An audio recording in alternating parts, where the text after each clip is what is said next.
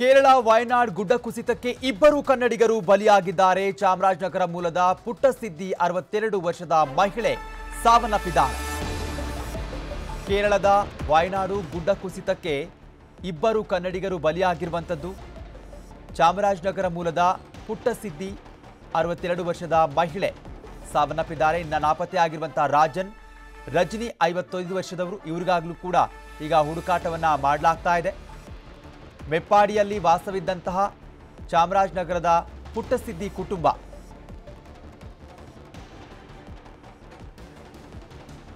30 ವರ್ಷಗಳಿಂದ ಅಲ್ಲೇ ವಾಸ ಇದ್ರಿವರು. ಚಾಮರಾಜನಗರದ ಇರಸವಾಡಿ ಮೂಲದ ರಾಜನ್ ಹಾಗೂ ರಜನಿ 30 ವರ್ಷಗಳಿಂದ ಕೇರಳದ ಮೆಪ್ಪಾಡಿಯಲ್ಲಿ ವಾಸವಿದ್ದಂತಹ ರಾಜನ್, ರಜನಿ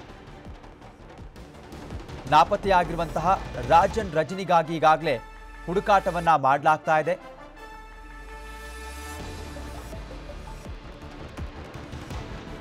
ಇದೇ ವಿಚಾರಕ್ಕೆ ಸಂಬಂಧಪಟ್ಟಂಗೆ ಮತ್ತಷ್ಟು ಡೀಟೇಲ್ಸ್ ಪಡಿತಾ ಹೋಗೋಣ. ನಮ್ಮ ಪ್ರತಿನಿಧಿ ನಂದೀಶ್ ಫೋನ್ ಸಂಪರ್ಕದಲ್ಲಿ ಜಾಯ್ನ್ ಆಗಿದ್ದಾರೆ. ನಂದೀಶ್, ಈಗಾಗಲೇ ಇಬ್ಬರು ಸಾವನ್ನಪ್ಪಿದ್ದಾರೆ ಎನ್ನುವಂತ ಮಾಹಿತಿ ಸಿಗ್ತಾ ಇದೆ. ಈಗ ಮತ್ತೊಬ್ಬರಿಗಾಗಿ ಹುಡುಕಾಟ ನಡೀತಾ ಇರುವಂತದ್ದು ಕೂಡ ಕೇಳಿ ಬರ್ತಾ ಇದೆ. ಈಗ ಕಾರ್ಯಾಚರಣೆ ಹೆಂಗ್ ನಡೀತಾ ಇದೆ, ಏನೆಲ್ಲ ಆಗ್ತಾ ಇದೆ ಅಲ್ಲಿ ಸದ್ಯಕ್ಕೆ? ಚೇತನ್, ಚಾಮರಾಜನಗರ ಜಿಲ್ಲೆಯಿಂದ ಇಬ್ಬರು ತಹಸೀಲ್ದಾರ್ ನೇತೃತ್ವದಲ್ಲಿ 2 ತಂಡಗಳನ್ನ ಅಲ್ಲಿಗೆ ನಿಯೋಜಿಸಲಾಗಿದೆ. ಚಾಮರಾಜನಗರ ಜಿಲ್ಲೆಯಿಂದ ಯಾರ್ಯಾರು ಹೋಗಿದ್ರು ಅನ್ನೋ ಮಾಹಿತಿ ಕಲೆಕ್ಟ್ ಮಾಡೋದಕ್ಕೆ. ಅವರು ಮಾಹಿತಿ ಕೊಟ್ಟರ ಪ್ರಕಾರ ಚಾಮರಾಜನಗರ ಮೂಲದ ಪುಟ್ಟಸಿದ್ದಿ ಎನ್ನುವರು 60 ವರ್ಷದ ಮಹಿಳೆ ಸಾವನ್ನಪ್ಪಿದ್ದಾರೆ. ಮತ್ತೊಬ್ಬ ರಾಣಿ ಅನ್ನೋರ ತಾಯಿ ಮಹಿಳೆ ಸಾವನ್ನಪ್ಪಿದ್ದಾರೆ ಅಂತ ಗೊತ್ತಾಗ್ತದೆ. ಯಾಕಂದ್ರೆ ಚಾಮರಾಜನಗರ ತಾಲೂಕಿನ ಜಿಲ್ಲೆಯಿಂದ ನೂರಾರು ಜನ ಅಲ್ಲಿ ಸುಲ್ತಾನ್ ಬತ್ತೇರಿ ಸುತ್ತಮುತ್ತ ವಯನಾಡ್ ಜಿಲ್ಲೆಗೆ ಕಾಫಿ ಎಸ್ಟೇಟ್ಗೆ ಕೂಲಿ ಹೋಗುವುದು ಸಹಜವಾಗಿದೆ.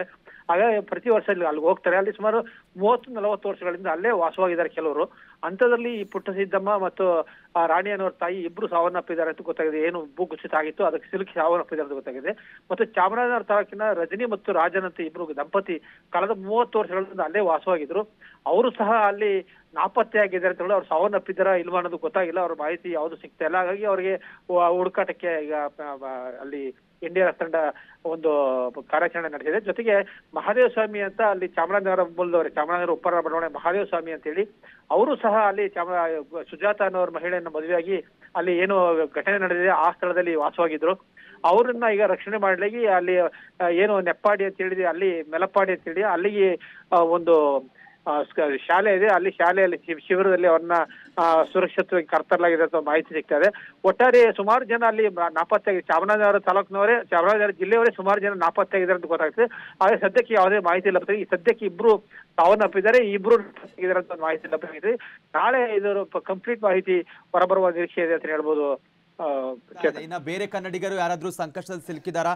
ಅದ್ರ ಇನ್ಫಾರ್ಮೇಶನ್ ಏನಾದ್ರು ಕಲೆಕ್ಟ್ ಮಾಡುವಂತ ಕೆಲಸ ಆಗ್ತಿದ್ಯಾ?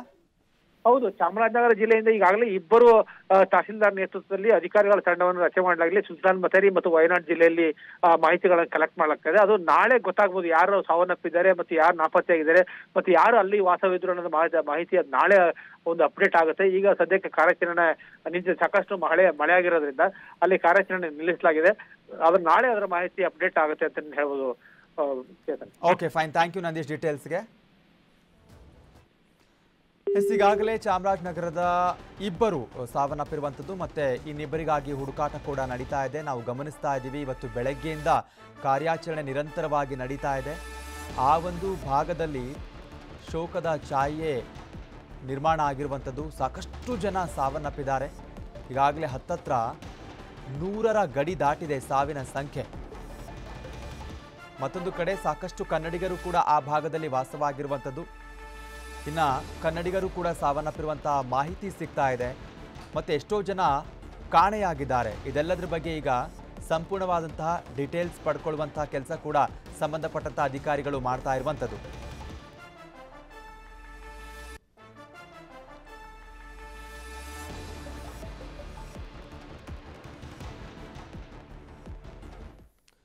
ವಯನಾಡಿನಲ್ಲಿ ಮಂಡ್ಯದ ಇಬ್ಬರು ಸಾವನ್ನಪ್ಪಿದ್ದಾರೆ, 3 ಗಾಯಗಳಾಗಿದ್ದಾವೆ. KR ಪೇಟೆಯ ಕತ್ತರಘಟ್ಟ ಗ್ರಾಮದ ಝಾನ್ಸಿ ರಾಣಿ ಕುಟುಂಬ. ಇನ್ನು ಬದುಕುಳಿದ 3 ಈಗಾಗಲೇ ವಯನಾಡು ವಿಮ್ಸ್ ಆಸ್ಪತ್ರೆಯಲ್ಲಿ ಚಿಕಿತ್ಸೆ ಕೊಡಲಾಗ್ತಾ ಇದೆ.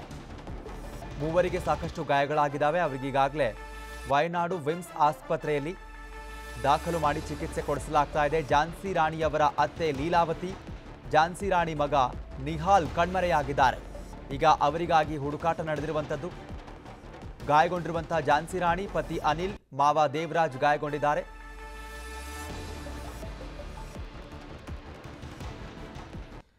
ಇದೇ ವಿಚಾರಕ್ಕೆ ಸಂಬಂಧಪಟ್ಟಂಗೆ ಮತ್ತಷ್ಟು ಡೀಟೇಲ್ಸ್ ಪಡಿತಾ ಹೋಗೋಣ. ನಮ್ಮ ಪ್ರತಿನಿಧಿ ಸುನಿಲ್ ಫೋನ್ ಸಂಪರ್ಕದಲ್ಲಿ ಜಾಯ್ನ್ ಆಗಿದ್ದಾರೆ. ಸುನಿಲ್, ಮಂಡ್ಯದವರು ಅಲ್ಲಿ ವಾಸವಿದ್ರು ಅನ್ನುವಂಥ ಮಾಹಿತಿ ಸಿಗ್ತಾ ಇದೆ. ಮತ್ತೊಂದು ಕಡೆ ಇಬ್ಬರು ಕಾಣೆಯಾಗಿದ್ದಾರೆ, ಮೂವರಿಗೆ ಗಾಯಗಳಾಗಿದ್ದಾವೆ, ಆಸ್ಪತ್ರೆಯಲ್ಲಿ ಚಿಕಿತ್ಸೆ ಕೊಡಲಾಗ್ತಾ ಇದೆ. ಸೊ ಏನೆಲ್ಲ ಡೀಟೇಲ್ಸ್ ಸಿಗ್ತಾ ಇದೆ ಸದ್ಯಕ್ಕೆ ಇದ್ರ ಬಗ್ಗೆ? ಚೇತನ್, ಮಂಡ್ಯದ ಕೆಆರ್ ಪೇಟೆಯ ಕತ್ತರಘಟ್ಟ ಗ್ರಾಮದ ಝಾನ್ಸಿ ರಾಣಿ ಎಂಬತಕ್ಕಂತ ಮಹಿಳೆಯನ್ನ 2020ರಲ್ಲಿ ಕೇರಳದ ಮಂಡಕಾಯಿ ಗ್ರಾಮದ ಅನಿಲ್ ಕುಮಾರ್ ಅನ್ನುವಂಥವ್ರಿಗೆ ಮದುವೆಯನ್ನ ಮಾಡ್ಕೊಳ್ಳಾಗಿತ್ತು. ಅಂದ್ರೆ 2020ರಲ್ಲಿ ಮದುವೆಯನ್ನ ಮಾಡ್ಕೊಳ್ಳಾಗಿತ್ತು.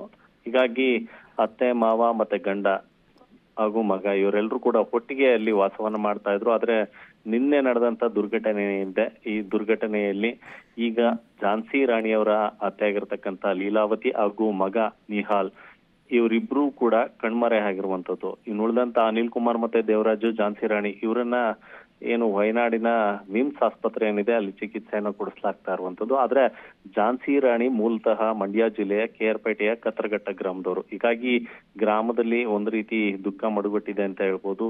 ಗ್ರಾಮದಲ್ಲಿ ಏನು ಆ ಝಾನ್ಸಿ ರಾಣಿ ಅವರ ತಂದೆ ತಾಯಿ ಏನಿದ್ದಾರೆ ಅವರು ಕೂಡ ನಿಜಕ್ಕೂ ಒಂದ್ ರೀತಿ ಅವ್ರಿಗೂ ಬೇಸರ ಆಗ್ತಾ ಇರುವಂತದ್ದು. ಮಗು ಕೂಡ ಕಾಣೆ ಆಗಿದೆ. ಹೀಗಾಗಿ ಝಾನ್ಸಿ ರಾಣಿ ಅವರ ಅಣ್ಣ ಆಗಿರ್ತಕ್ಕಂಥ ಸಿದ್ದೇಶ್ ಅವರು ಈಗಾಗಲೇ ಕೇರಳದಲ್ಲಿ ವಿಮ್ಸ್ ಆಸ್ಪತ್ರೆಯಲ್ಲಿ ಏನು ತಂಗಿಗೆ ಏನ್ ಚಿಕಿತ್ಸೆ ಕೊಡ್ತಾ ಇದ್ದಾರೆ ಅವರು ಕೂಡ ಅಲ್ಲೇ ಇರುವಂತದ್ದು.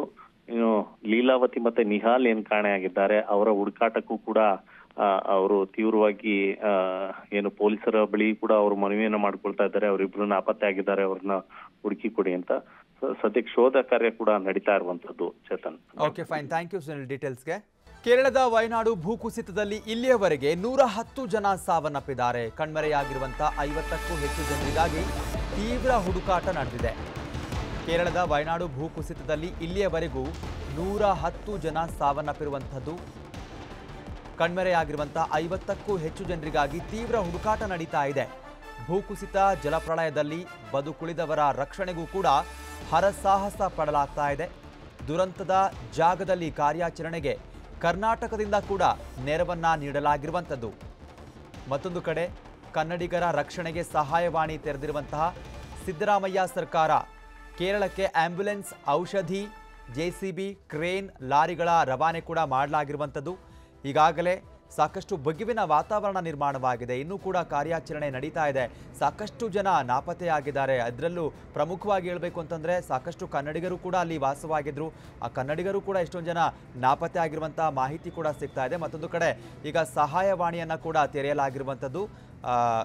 ಕರ್ನಾಟಕ ರಾಜ್ಯ ಸರ್ಕಾರ ಸಹಾಯವಾಣಿಯನ್ನು ತೆಗೆದಿದೆ. ಮತ್ತೊಂದು ಕಡೆ ಅಲ್ಲಿಗೆ ಒಂದಿಷ್ಟು ನೆರವನ್ನು ಕೂಡ ನೀಡಲಾಗಿದೆ. ಈಗ ಔಷಧಿ ವಿಚಾರಕ್ಕೆ ಸಂಬಂಧಪಟ್ಟಂಗಿರ್ಬೋದು, ಹಾಗೆಯೇ ಆಂಬ್ಯುಲೆನ್ಸ್ ಇರ್ಬೋದು, ಕ್ರೇನ್ ಇರ್ಬೋದು, ಈ ರೀತಿಯಾದಂಥ ಒಂದಿಷ್ಟು ನೆರವನ್ನು ಕೊಡುವಂಥ ಕೆಲಸ ಆಗಿದೆ. ಇನ್ನೂ ಕೂಡ ಸತತವಾಗಿ, ಇನ್ನೂ ಕೂಡ ನಿರಂತರವಾಗಿ ಅಲ್ಲಿ ಕಾರ್ಯಾಚರಣೆ ಮುಂದುವರೆದಿರುವಂಥದ್ದು. ಯಾಕಂದರೆ ಸಾಕಷ್ಟು ಜನ ಕಣ್ಮರೆಯಾಗಿದ್ದಾರೆ. ಈಗಾಗಲೇ ಮಾಹಿತಿಗಳ ಪ್ರಕಾರ ಈಗ ಸದ್ಯಕ್ಕೆ ಲೆಕ್ಕ ಸಿಕ್ಕಿರೋದು 110 ಜನ ಸಾವನ್ನಪ್ಪಿರುವಂಥ ಲೆಕ್ಕ ಸಿಕ್ಕಿದೆ. ಇನ್ನೂ ಕೂಡ ಕ್ಷಣದಿಂದ ಕ್ಷಣಕ್ಕೂ ಕೂಡ ಸಾವಿನ ಸಂಖ್ಯೆ ಏರಿಕೆಯಾಗ್ತಾ ಇದೆ. ಕನ್ನಡಿಗರ ನೆಚ್ಚಿನ ನ್ಯೂಸ್ 18 ಕನ್ನಡ ಈಗ ವಾಟ್ಸ್ಆಪ್ನಲ್ಲೂ ಲಭ್ಯ. ಕರ್ನಾಟಕ, ದೇಶ ವಿದೇಶಗಳ 360 ಡಿಗ್ರಿ ಸುದ್ದಿಯ ವಿವರಗಳನ್ನ ನಿಮ್ಮ ಕೈ ಬೆರಳುಗಳಲ್ಲೇ ಪಡಿಲಿಕ್ಕೆ ಈ QR ಕೋಡ್ ಅನ್ನ ಸ್ಕ್ಯಾನ್ ಮಾಡಿ, ನಮ್ಮ ಚಾನಲ್ ಫಾಲೋ ಮಾಡಿ, ನೋಟಿಫಿಕೇಶನ್ ಆನ್ ಮಾಡಿ.